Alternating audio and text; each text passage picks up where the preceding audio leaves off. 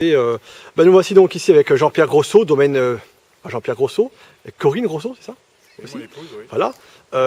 Moi j'ai goûté les vins il y a très longtemps, enfin ça fait un moment.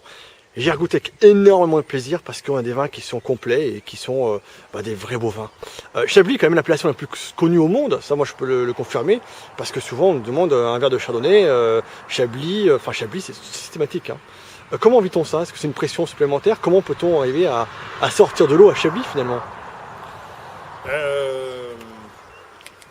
Faut pas non plus se croire les meilleurs, enfin, la façon d'être arrivé là comme ça. Et je pense que il faut toujours se remettre en cause au niveau de la vigne, puisque on a des multiples possibilités de la faire s'exprimer par la culture, Un respect de la vigne, c'est clair, parce que je crois que là on est au Fourneau, c'est ça, elle fait juste en face. Voilà, ouais. Et alors ta vigne, c'est marrant parce que là on voit une vigne vraiment verte, et comme par hasard c'est chez toi, je crois. Voilà, ouais. C'est-à-dire que depuis quelques années maintenant, même sur celle-ci, ça fait 7-8 ans, on a décidé de passer au labour total, c'est-à-dire on a de l'herbe forcément, parce qu'on ne maîtrise jamais complètement avec le labour, mais ça peu importe. Ça nous sert aussi de régulateur de rendement, parce que à Chablis, quoi qu'on en dise, on ne peut pas se permettre d'avoir des rendements trop importants. Donc c'est un vrai mérite quand même de faire ce que tu fais sur Chablis, peu le font d'ailleurs. Je sais pas, non, je pense pas que... je pense qu'il faut... on fait ça sans trop en parler, parce que bon, on est là pour voir comment ça va réagir. On ne sait jamais si on va réussir complètement, on ne sait jamais si on est dans la bonne ligne. Mais bon, peu importe, on essaye de faire les vins, c'est vrai, qui nous plaisent, et puis d'avoir les vins qui ont cette matière, cette puissance un petit peu, puisque c'est un peu ça quand même qu'on cherche. Et on entend des oiseaux là, c'est des étourneaux, c'est qu'ils sont heureux ici quand même. Hein. Je crois qu'il y a pas de mystère quand même, hein, franchement finalement. Et je pense que, alors s'il y avait tes vins, comment tu pourrais les qualifier tes vins? Mes vins au départ, pas forcément très faciles, parce que ils sont un peu...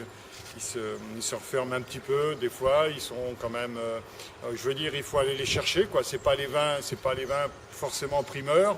Bon, mais ceci dit, on sent tout de suite le fond. On sait qu'il y a une texture, il y a un potentiel. Et puis il y a un fond. Enfin, je trouve que c'est un petit peu dur, parce que dans les vins qu'on goûte, même quand c'est jeune, on se dit, mais c'est salivant, il y a du fond, c'est bon, ils sont bons. Alors c'est vrai qu'il faut leur laisser un petit peu de temps pour qu'ils s'ouvrent, mais alors à ce moment-là, on est comme dans une vraie belle dimension. Et je me dis, Patrick, qui est pas très loin évidemment, s'il croise les doigts, c'est parce que, plutôt les bras, c'est qu'il a un peu froid, parce qu'il fait pas très chaud ici quand même. Oh, ça va, c'est la fraîcheur chaleur. burgonde, toi t'as mis ta petite laine, donc c'est facile. Mais je suis heureux de te voir heureux, je te sens épanoui dans cette dégustation. Je suis heureux. Je te sens rayonnant. J'ai redécouvert les vins Grosso à la fête des vins de Chablis cette année. Et je goûtais 2007, qui était pourtant une année compliquée, une année pas évidente. Et quel bonheur, des vins amples, riches, profonds, qui envoyaient du bois.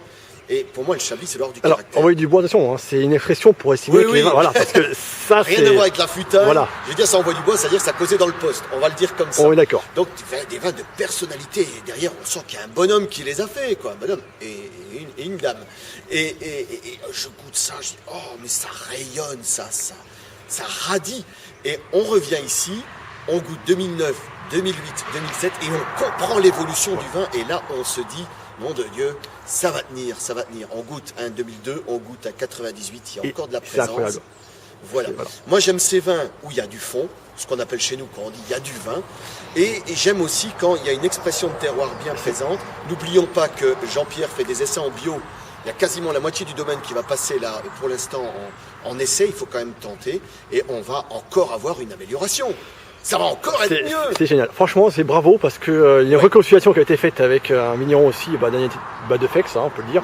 Là, il y a encore une vraie... Enfin, c'est beau. Ça fait plaisir, parce que une appellation pareille, qui est parfois un peu galvaudée, vas-y, bravo, merci. Les forces de Chablis n'ont pas encore fini de parler. Tant mieux. Merci beaucoup, en tout cas. Et puis, même sur Rousseau, bravo. Merci.